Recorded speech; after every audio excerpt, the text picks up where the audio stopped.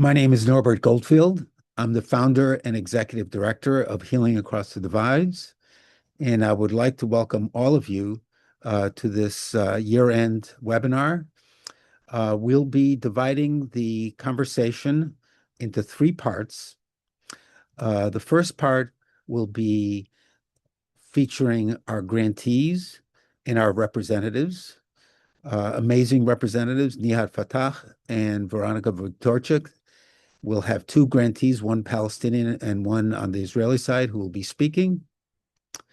After that, Emily Grabe, our amazing tour guide, will be speaking and talking about the Healing Across the Divide study tour, which will be from April 11th to the 21st next year.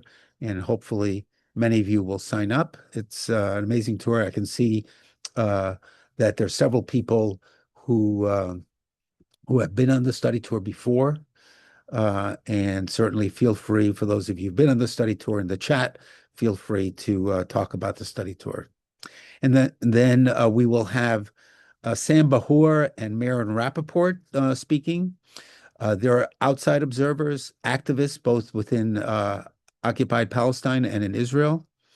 My wife keeps telling me, and I believe it's true, that I'm the lucky one to have founded and started Healing Across the Divides, because I'm meeting new people all the time. And Maren Rappaport, I just met a few weeks ago. So welcome, Maren, and I look forward to getting to know you. And then lastly, we'll have comments from Janelle Johnson, our chairman and president of the board. It goes without saying that this year has been a challenging year throughout the world. For those of you who read the Washington Post, Ishan Tharoor wrote a piece that is entitled "The New World Disorder," and it's not just the Middle East, it's not just the United States. We know that it's happening everywhere, but today we're focused on the Israeli-Palestinian situation. And we're focused in part on healing across the divides. At the end of the day, I, as a human being, always ask myself, what is it that I'm going to do concretely to make a difference in the situation? And concretely, what we've done in the last year is nothing short of amazing, with the help of the grantees, some of the grantees that you'll hear about, and our amazing representatives. We're up to 18 community grantees. What we're trying to do is work with our grantees and fund grantees to measurably improve the health of Israelis and Palestinians. We bring them together whenever possible, more difficult today than it was before, no question about it, but we never give up. We're in work for the last 21 years. We obviously have bigger dreams, not just the measurable improvement of health, which we've done for over 250,000 people in Israel and Palestine. But we hope, and that's one of the things that you'd see on the study tour, we hope that some of the leaders of the community groups, and you'll hear from two of the 18 community groups that we're working with now, some of those leaders will be tomorrow's political leaders. But in the meantime, we're working through peace building through health. We're working to measurably improve the health, and let's get started. So I'd like to first introduce Veronica Vutorchik, who's been working with us for years already, and she's our Israeli representative. She will speak for a couple of minutes and then introduce Ahmad Muhanna from Juar. Thank you, Veronica, and it's a joy to be with you today. Hi, everyone. Thank you for being here. As Norbert said, I'm the Israeli representative. I'm sorry, I'm a bit nervous. It hasn't been, it's been two very difficult years, but I think it's the continuation of the situation that have been before, the continuation of the occupation in the context of when we're talking about Israel and Palestine, and also the political ongoing challenging situation internally. Um, what we are trying to do, me specifically, I truly believe that there is no other choice but to work with organizations with grassroots organizations that work with communities Strongly believe that the only solution to the situation is peace. And the only power that I have is to do what I'm doing now, to work in Healing Across the Divides and the other organizations that I work with. So I'm blessed to be here with you and that you are coming here and to want to hear and to get to know more of what's going on the ground. I will not prolong on the political situation because we have two experts that will speak on that. I will say what we are doing inside of Israel and which communities that we are working with. Um, we currently have 8 organizations. Most of them work with women. Um, some of them work in partnership between Palestine. Oh, somebody is speaking. One second, I'll mute. Okay. Some of them are working in shared society between Palestinians 48, the Palestinians that live inside of Israel, and Israeli Jews. Usually, we will have one organization that work with asylum refugees from Africa. That is Elifelet. Um, so I will name the organization that we are working with, and if you are going to come to our study tour, you're probably going to meet most of them. So we have RCUV. We are working with mental health issues in the unrecognized villages of the in the south of the Bedouin. We have Wahad al Salam, Neve Shalom. It's also peace organizations that work with Palestinians and Israelis. Elifelet, as I mentioned, the asylum seeker organization. We have Mother Tongue. It's a program for mothers after birth. That it's also Israeli-Palestinian program. We have El Bakur. It's also Bedouin organizations that work on child development in the Bedouin community. We have Nir Oz. It's one of the kibbutzim that was affected and displaced during October and 7th. They are doing mental work also based on trauma based. We have Jiwar. Ahmad will I will introduce him and he will represent what Jiwar is doing. And we have community citizen building community. It's a lead. It's a mixed city in Israel and Palestine. They're working on violence in the Palestinian community inside of Israel. Um, and is Nihad is going to continue, or I'm presenting Ahmad? You're going to introduce Ahmad now. Okay. So Thank I will sorry. Um, I will, I don't know the word.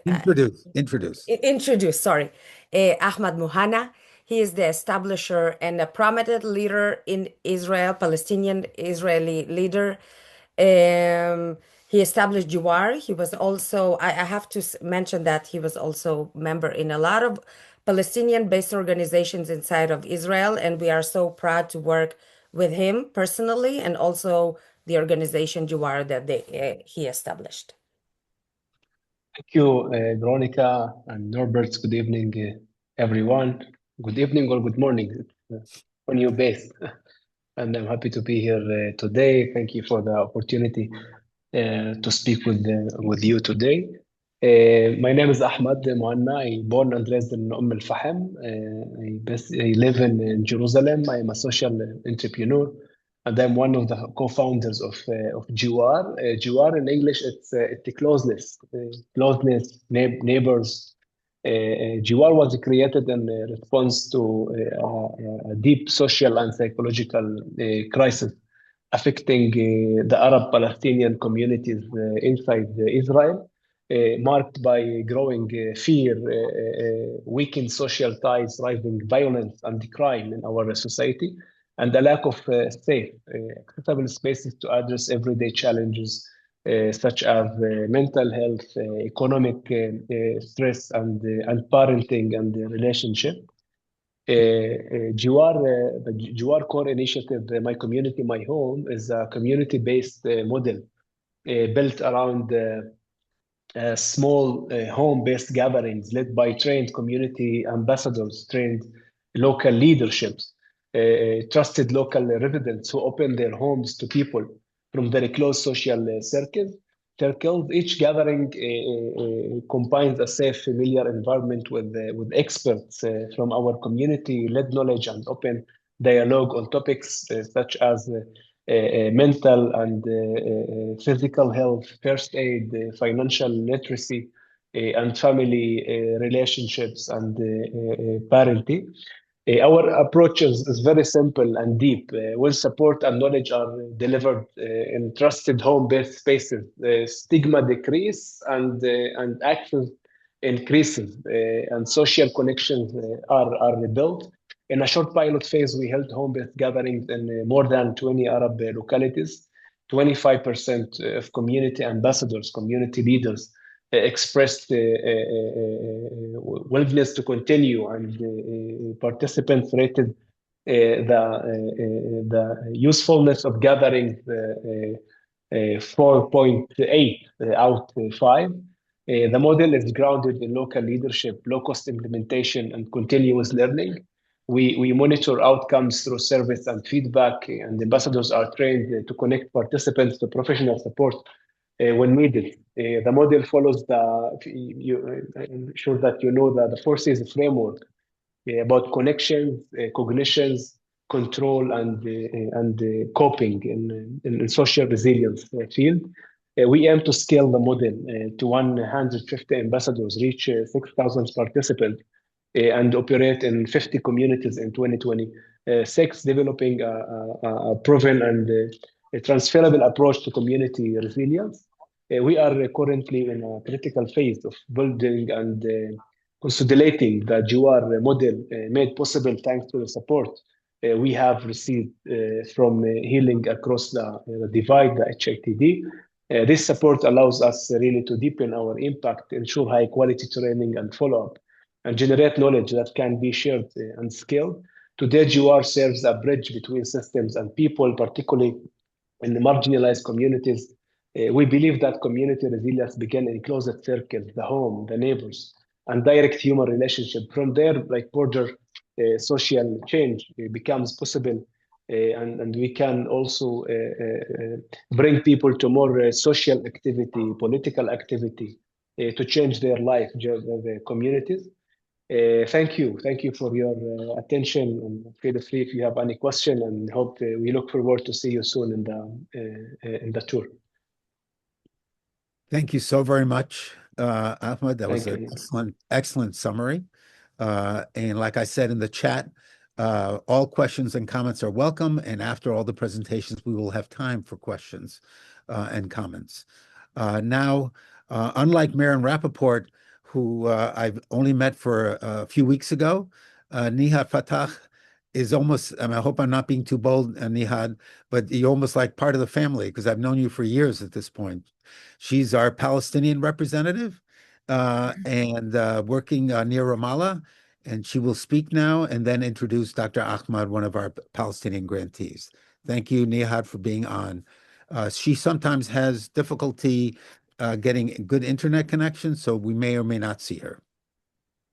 Yeah, hi everybody. You won't see me. The internet is not strong these days. Even 3G has been quite, I feel, affected lately. Anyways, hi, my name is Nihad Fatah. I've been working with Healing Across the Divide for almost 10 years now. In March of 2026, it'll be 10 years.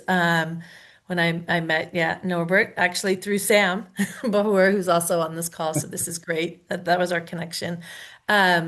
Anyways, I just wanted to, I won't get too political, but do want to say that in general, the situation obviously we're seeing what's happening in Gaza, and the assault is still continuing, and in the West Bank, in particular where I live, which is outside of Ramallah, has been very challenging.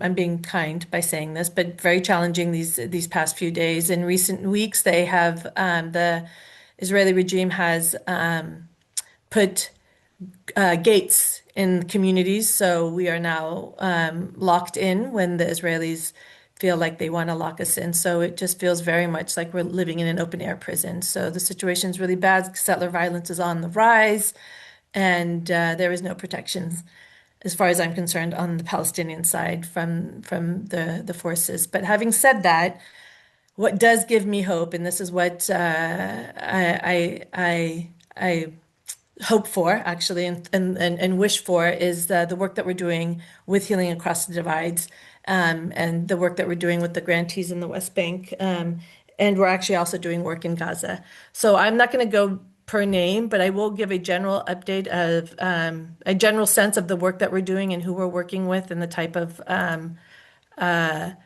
programs that we're funding. So currently, we have it's 10 grants that we have. We're working with 10 grantees, but we actually have 10 grants out, 13 grants out. 10 are in the West Bank, and three grantees are being funded through our West Bank organizations who are also working in Gaza. So a lot of our programs vary. We have a few programs directly working with psychosocial support and mental health for Palestinian families, mostly children. We have a group working in Jenin, providing help and services and support to refugees who've been refugeed again in the Jenin area. They were displaced, they were forcefully displaced from their homes inside their refugee camps in Jenin. We're also doing some work in Tubas, also, which is another area that has currently seen refugees being displaced again from their homes. And in those areas, we're providing mental health services. Also in the Nablus area, we're providing services to women, what we call self-care. And the women in that area are receiving support in the refugee camps and surrounding areas in Nablus around psychosocial issues and self-care and a place for support. The group that we're working with is a domestic violence organization. We are working with another group called Tomorrow's Youth organization that is providing gender-based violence awareness. And they have an amazing program where they're working with men who developed a video and are sharing the videos in areas in Nablus to other men so that they can bring awareness to gender-based violence, and women are also part of that. Diabetes Palestine, we're working with Diabetes Palestine and another group called Palestinian Consultative Society, where they're providing diabetes healthcare and chronic disease healthcare awareness, which incorporates education, psychosocial, and healthy eating. We have another group working in the also Tubas area where they're doing reproductive health awareness for women in marginalized areas, which is very exciting. I'm excited about that group. We're also doing work in Susia, which is another area that has been really hard hit by settler violence. The group in there is called Yes Theater, and they're doing drama therapy with families, mostly women and children. One of the children recently said that for the first time, he feels that he's been able to talk about his feelings and his fears because of what's been going on in Susia. And so our group with Yes Theater has been able to provide support through drama and art therapy to allow some of these kids to express their feelings about what's happening. Another group is working in refugee camps, providing in the West Bank, providing healthy eating habits, exercise. This group was exciting also because the young girls there advocated to change the menu in their cafeteria so that they can have more healthy foods. The three groups that we're working with in Gaza are currently working in the Gaza area, which is Diabetes Palestine. They're providing diabetes health awareness and checkups. And then we have the other two groups that are working in the refugee camps or destroyed areas, displaced by working with the displaced Palestinians in Gaza to provide psychosocial support and community resilience. So overall, this is just a place for me. So when I see these organizations and I see the work that they do in a time of complete despair, it does give me hope because we will not give up, and hoping and praying that peace comes soon. So that's kind of where we're at in terms of my organizations. Now I'd like to introduce Dr. Ahmed and Abu Halawa, and he is the CEO and founder of Diabetes Palestine. And we've been working with him for a number of years. He's got a organization in Hebron area and also providing services in Gaza. Welcome, Ahmed. Thank you very much, Nihad, and thank you very much, Healing Across the Divide, for the invitation. I'm so happy to be with you today, morning, night. Just please confirm that you are seeing my presentation and it's in the presentation mode. Thank you. So about Diabetes Palestine, of course, when we are speaking about diabetes in general, diabetes is it's a very big problem in Palestine as well as globally, regionally, and internationally, with more than 20% of Palestinians, adult and older population, suffer from diabetes, with the projections of diabetes would be 23.4 in 2030. And most worse also is that about 50%, around 50% of people who already have diabetes, they do not know that they have diabetes due to the lack of programming. Sorry, yeah, something happened. Sorry. Wow. We saw everything. Yeah.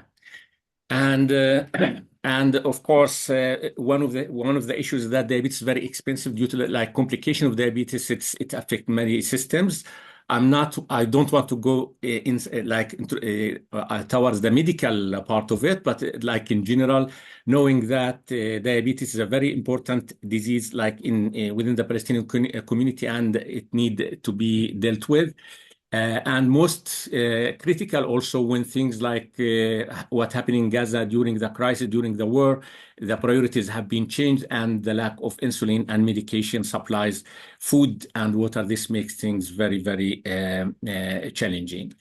So starting with, we work with Healing Across the Divide, building a model. That model, Healing Across the Divide, provides funding, provide support, provide capacity building, networking, and the partnership with Diabetes Palestine. So we implement the model of self-care, which called CDSM, Chronic Disease Self-Management Program. And this is dedicated for type 1 diabetes, and frankly we expand beyond type 1 diabetes. And also we work with Healing Across the Divide in the implementation of emergency support, mainly in Gaza during the war, establishing a hotline for support virtually for patients. And of course we have also more either the study and the project which I will mention soon. And this also would help us as a partners to support advocacy policy and research. So with key projects that we implement in Hebron, in the southern part of West Bank, we implemented the Stanford CDSMP, which is a chronic disease self-management project for targeting type 1 diabetes children and young adults, adolescents, from in the ages 10 to 25 years of age, with we focus on self-management, empowerment, and continuity of care. During the first phase last year, the first year of the program, we reached out to 92 children and adolescents. They've been trained on the model, and they have been added to groups where they interact with the team and receive support in nutrition, medicine, medical care, supplies, home testing, and more. And in this year, phase 2 of the project, we are aiming to reach out to 150 to 200 children and adults and young adults. And we will be having an outreach support, outreach out of the clinic in Hebron.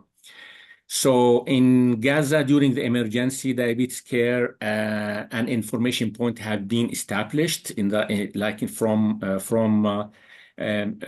October. I think we started October until now. where we have like consultation, monitoring, education for in displacement camps, where community workers like went and asked for diabetes patients through the displacement camp. They reached 500 individuals, and the project reached more than 10,000 people in one of the displacement camp. In terms of research, also this is something that we are working together, and Healing Across the Divide supports Diabetes Palestine now in studying the impacts of the crisis, how children with type 1 diabetes survive the war, and still alive with a dramatic loss of insulin and food and water and electricity and the displacement and the destruction. So with this model, the resilient communities and sustainable model that we are partner with, we are looking to do more integration into the national health system. So this is the way of how we are seeing this model being more of sustainable, and continuing with the capacity building through the trained professionals and community volunteers, and of course also with the awareness and training of patients and their families and communities. This model would continue and will continue going with the evidence-based research and impacts, as we are doing studies and we are reviewing and studying the impacts of our work together. And of course, we are seeing like Healing Across the Divide supporting the advocacy, so either nationally and internationally for the adoption of the self-management model. Thank you so very much, Dr. Ahmad. As I begin to introduce Emily Grabe, who is an amazing person, she will also introduce herself a little bit, but she's one of the study tour guides and that you'll meet if you come on the study tour from April 11th through the 21st. I wanted to say that when we went, myself and Janelle Johnson, who's the president and the chairman of the board of Healing Across the Divide, when we went to Hebron to visit with Diabetes Palestine, the people there, the members of the group there, over and over again, all the grantees, but I'm just saying it because Dr. Ahmed is on, expressed their appreciation that we made the effort. It's a very safe and secure study tour, and we welcome you to come. Emily, you're on. Are you going to stop your PowerPoint share, Dr. Ahmed, and that we can have Emily come on? Perfect. Merhaba. Hi for everyone. I'm Emily. I'll be your tour guide when you come on the tour. And I'm really happy to be with you today. And you already see some names that I would like to say hi to, like Sandra, Elizabeth, Janelle, and would like to say hi, although we don't see your faces, but I hope to see you again. And so during the tour, I will be your tour guide alongside my Israeli co-guide. It's a dual narrative tour that two guides, an Israeli and Palestinian, will be guiding together. And this dual narrative perspective is a specialty of Majdi Tours that I worked with for 7 years now. It's founded by Aziz and Scott, a Palestinian and American, a Muslim and a Jew, and they believed in responsible tourism. So when you come on a tour, on this tour, it's a study tour, you will be meeting with all these amazing organizations that are doing great work on the ground in Bethlehem, Jerusalem, Tel Aviv, Beersheba, South Hebron Hills.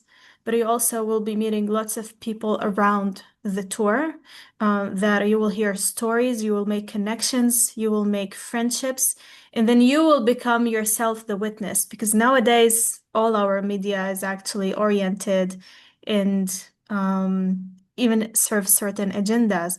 But when you come yourself and see things, and you will create a connection that when you see something on the media, you will say, oh, I've been there. I've seen that. I've experienced that. And I know people there that I want to connect to and ask them more and more, how are they doing during this situation? during the tour, we will make sure that that you will be learning, that it's going to be safe with you, for you. And we have a team on the ground that we coordinate daily and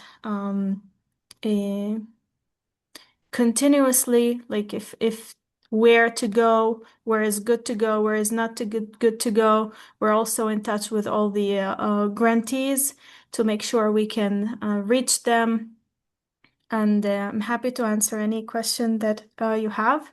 And just one last thing that I wanted to say is you must see my background with the Christmas tree. It's actually very special this Christmas. It has been 2 years that the Christian community is not celebrating any Christmas in Palestine or in Israel, and because everyone is mourning for this war that is happening. And this year, the church leaders have declared that we can celebrate, and I can see how much people are just, they're so happy, they're so festive more than any year before. It's that they have been waiting for the season, and now I'm talking to you from Jerusalem. And just yesterday, I was in the old city of Jerusalem in the Christmas market.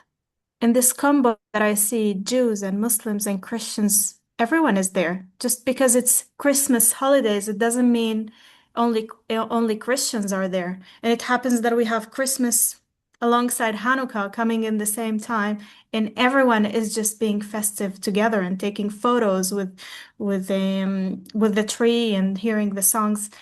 And I'm repeating what Nihat says. This is what gives me hope. Seeing this, it makes me, believe that I'm doing the right thing, and this is the right path to actually continue doing. So I invite you to come to the tour. I look forward to meet you and happy to answer any question that you have. Thank you. Thank you so much. And I just want to highlight that the founder of Majdi Tours, Aziz Abu Sara, if we're lucky, we'll go to his home. He also has a home in East Jerusalem and have a meal. It's just amazing. And he's also on the board of Healing Across the Divides. And lastly, I always want to give a plug for other people's work. So he's coming out with a book right now, which is called The Future is Peace. And it's in preprint. You can't actually get a copy, but you can pre-order your copy. So I want to give a plug for the work that he's doing, which is emblematic of the work that Healing Across the Divides is doing. So with that as a context, I think it's important for all of you to not only hear the Healing Across the Divides context, which you've begun to hear, and I welcome more questions over and above the important question that we'll address by Elizabeth Kaplan. Feel free to address other questions. But I'd like to now introduce Sam Bahur, and then he will introduce Maren Rappaport. Sam, as you already know, I've known for years also. And he's going to introduce himself. I'm lucky to know you, Sam, and I'm looking forward to getting to know Maren better. And Sam, take it away. Thank you, Norbert, and thanks everyone for coming. Pleasure to be here with you, even though times are very difficult. I was given the task in 5 minutes to give an overview of how I see the situation, which is, in first look, very difficult, and when you reflect on it, not very difficult at all. I have 5 points that I'm going to state rather quickly, and we can take questions and answers later if there's time. Number one, there's nothing new in the last 2 years, and that might sound odd, but for Palestinians, what we're seeing is increased intensity and an accelerated pace of what we've been living for decades. Killing, confiscation of land, prisoners, settler expansion. This is daily life for Palestinians. The world has now become more attuned to knowing what's here, but we've known what's here for a long time. Secondly, today needs to be put into context of how intense and how accelerated things actually are. And I'll just rattle off a few topics to think about. Those killed. It's being spoken about around 100,000 killed. Probably will reach close to 300,000 when you take all of the bodies recovered and accounted for, and all of the indirect deaths, like people who have diabetes and can't get medication in Gaza, and so many other diseases. Journalists. Gaza has become the deadliest conflict ever for journalists, more than both world wars, Vietnam, and the Yugoslavia and Afghanistan wars all combined. It says a lot. There's over 252 journalists who have been killed so far. Prisoners or hostages, depending on the terminology you use. Over 12,000 Palestinians are in Israeli prisons, the mass majority being held without charge in inhumane conditions, including torture. If this ceasefire was done, or so-called ceasefire was done to release Israeli hostages to reduce the tension, where should Palestinians be looking for the 12,000 that are still in prison? Bombs is number 4. Israel has used conventional explosives in Gaza with a cumulative force equivalent to over 6 Hiroshima-sized atomic bombs in an area which is 3 times as smaller than Hiroshima. Just think about that. Destruction.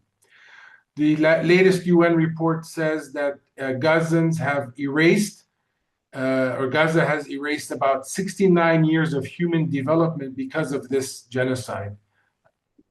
And the rubble. There's an estimated 61 to 68 million tons of rubble, the largest in any modern conflict, which will take decades to fully remove. That was context. 3 is the situation today. We need to keep this in mind, and for Healing Across Divide, this means a lot as well, which is this is not a post-trauma reality or a post-conflict reality. It is an ongoing reality. And a lot of the sciences don't have the tools to deal with that in this intensity. So it makes our work all the more important as Healing Across Divides and others do. The 4th point is that as we move forward, the most I think that can be expected, given the leadership on all fronts, Israeli, Palestinian, American, European, UN, etc., the most that can be expected is for an incremental loosening of the noose, which has been put around the Palestinian neck. And it has to be sustainably reduced. What do I mean by that? If we're going to re-engage into our economic development, in our social development, in our healthcare development, in rebuilding Gaza, there needs to be a sustainable removal and releasing of the noose around our neck. And that is fully in Israel's hands, and Israel will need to be budged along by international pressure. And lastly, I would say there's a question that we have to answer here, because none of this happens in the vacuum of no governance. We need to ask the question, does the international community, does Israel want to see a Palestinian governing body in Palestinian livelihood or not? And what do I mean? If it's not Hamas and if it's not the Palestinian Authority, the Palestinians have the ability to produce their own governing body. But what we're seeing is there's a complete erasure of any kinds of Palestinian governance, which leaves us Palestinians to understand very well that we may just be replacing one occupation by Israel to another, maybe by the US or the international community. And that's a question which will be needing to be answered, because whether it's Healing Across the Divide grantees or my business or my life in Palestine, if there's no governing body, then I'm a subject of a military occupation led by someone. And that will just garner more resistance. And we saw that where that led us after 57 years. I'll stop here. Would you like to introduce Marin? Yes, Marin is an old-time friend. He is active on many fronts. I don't have his whole bio in front of me, but the 2 places where his work means a lot to me is as a journalist with 972, producing some groundbreaking reports, a lot of it coming from the internal Israeli dynamic, things that we don't hear very often. So I would highly recommend seeing him in 972, and Local Call is where he's putting his efforts. The other is when he came to Ramallah, and we had a very long meeting over a very good lunch on the effort that he's working on in terms of a land for all, a homeland for all, basically, saying basically that we can live within one reality, even if there's two states. And I had written with an Israeli friend of mine an article about confederation. It's very close to what they're thinking about. So we had a very good conversation about that, and we stay in touch because we also have to have a vision of where we're going. All of our efforts have to lead to a political exit to the crisis that we're in.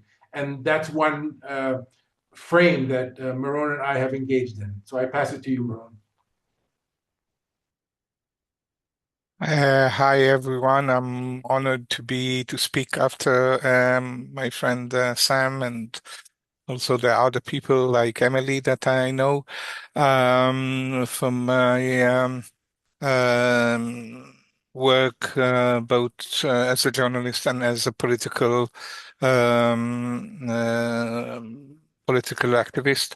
Um, I I'm I have to summarize if I have to summarize the political situation in Israel in 5 minutes, which is of course very hard.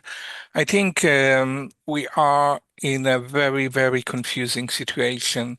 Uh, the war has not ended, as Sam justly said, not in Gaza and certainly not in the West Bank.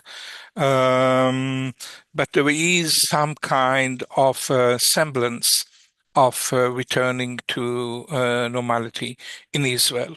In Israel, not in Palestine, not in the West Bank, not in Gaza, but in Israel, there is such a semblance. And I think Israel wants also to portray this returning to normality towards the world. It tries to reestablish relations, to re-enter all kind of international arena from which it was not totally rejected, but at least its partnership with the was in question. But I think we are very far from normality. We are very far from normality because I think, first of all, the Israeli society is very, very divided, is very insecure, feels very insecure, feels very much in doubt about its future.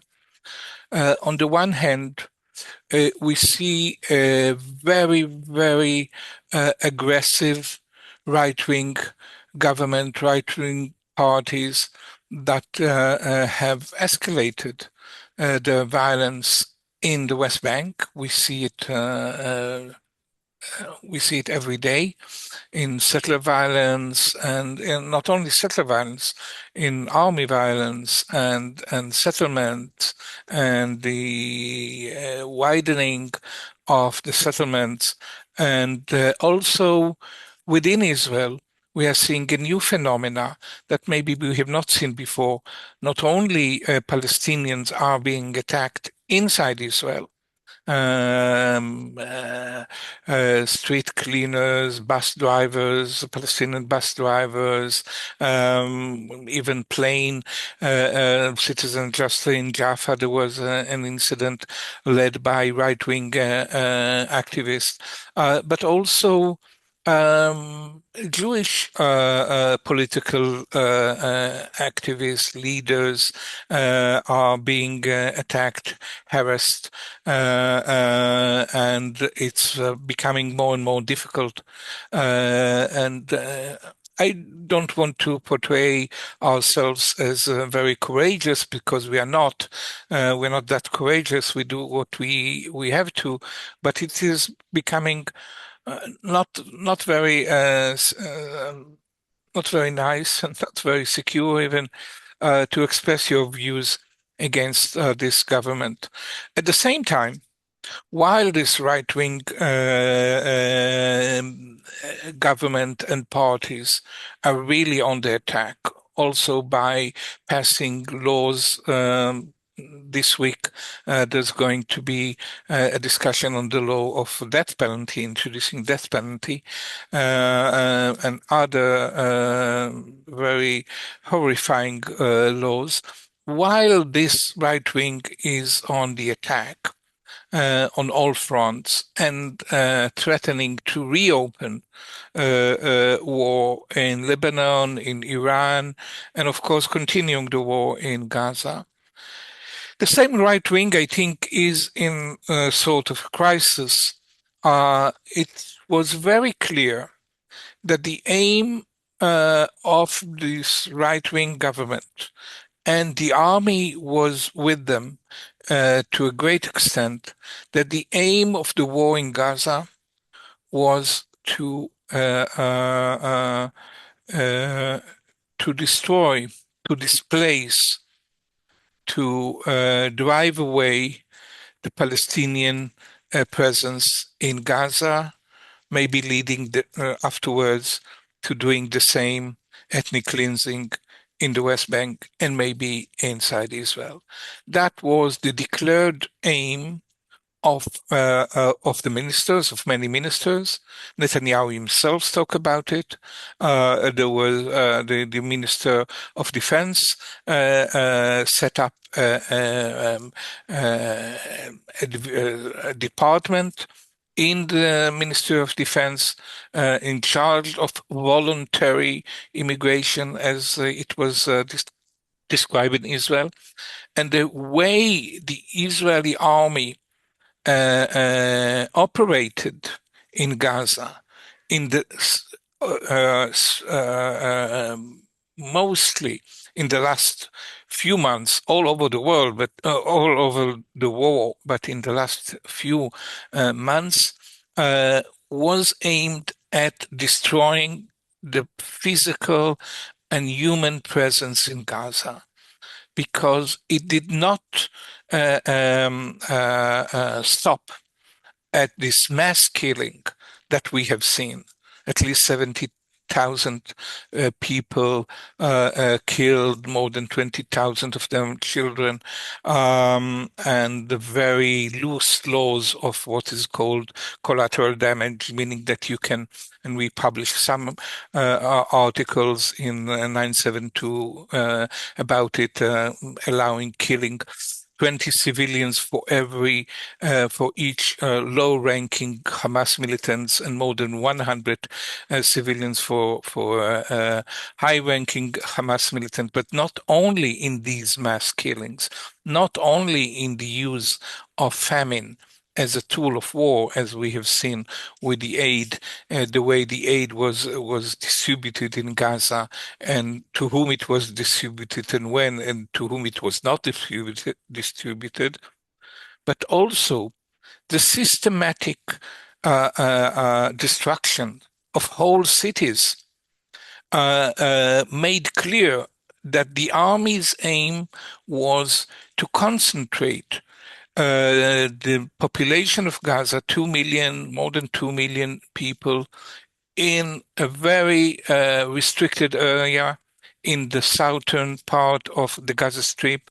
And then I think it was clear that the next step will be to force them into to immigrate or to run away to Egypt. So I think the whole system, Israeli system, was built in order to use this war, the murderous attack of murderous and criminal attack of Hamas on October 7, to use it in order to ethnically cleanse Gaza. For the right wing, it was a golden opportunity, an historic opportunity. They were talking, some of the ministers of the right wing ministers were talking about miracle happening to them. This has failed. Summarize. Sorry. Okay, this has failed. This has failed, and I think the right wing is in a crisis. Although it is very strong, very threatening, it is in a crisis, and it has lost the confidence of most of the Israeli society. Thank you. So you've heard from the possibility of hope at an individual level to the challenges both within Israel and Palestine. We have a few minutes left. Please put your questions in the chat. There's a question from Elizabeth Kaplan for Dr. Ahmad. How does one refer Palestinian individual families south of Hebron to Diabetes Palestine? May I answer? Yeah. Exactly who I would love to have answer. Yeah, thank you. Thank you. So it's an open door policy that we have, like it's a self-referral. We have a lot of community work. So it's just for patients, they just come to the clinic. It provides its service free of charge.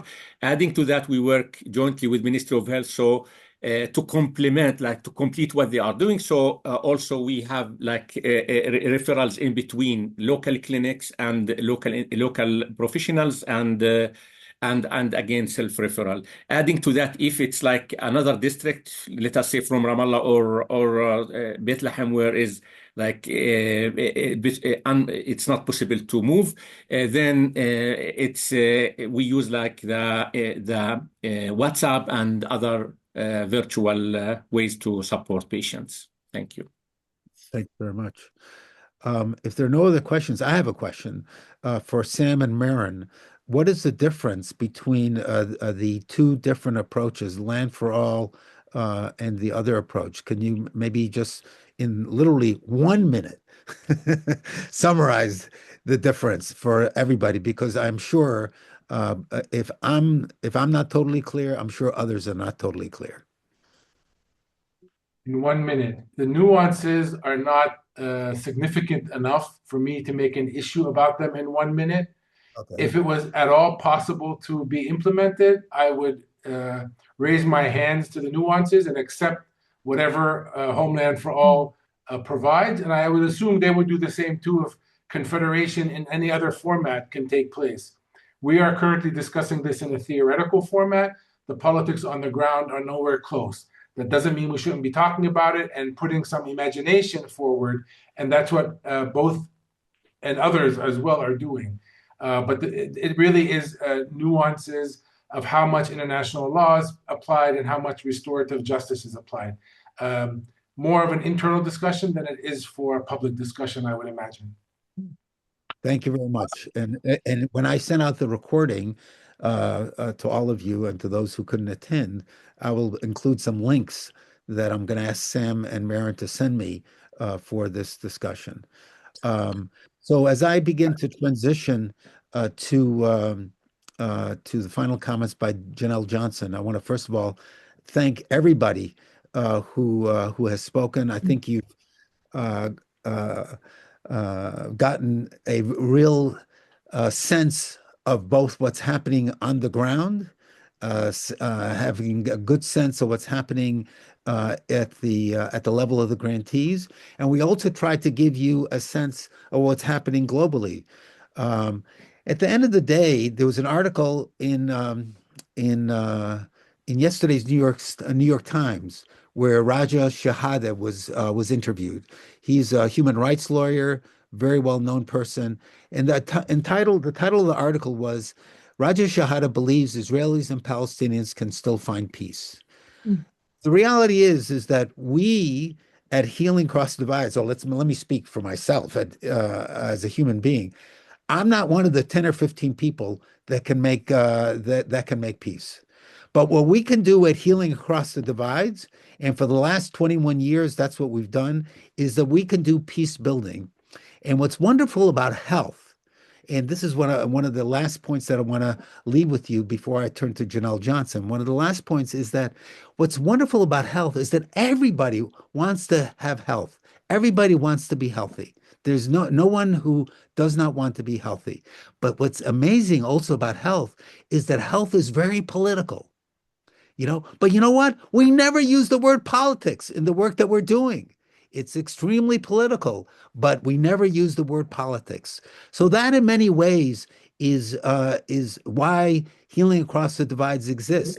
As Veronica and Nihad alluded to, we're particularly focused on women, the most discriminated against people in the world. That's why the title of my book is Peace Building Through Women's Health. We can do peace building. We cannot do peace. And we're not going to do theoretical discussions. We want to do concrete discussions. That's why it's an honor for me to introduce Janelle Johnson, who's the chairman and president of the board of Healing Across the Divides. And what an amazing person she is. And again, another reason why I'm so lucky to have started Healing Across the Divides. The last couple words will be given by Janelle Johnson. Thank you, Janelle, for being on the program. Thank you, Norbert, and thank you to everyone who presented. This has been most compelling and interesting.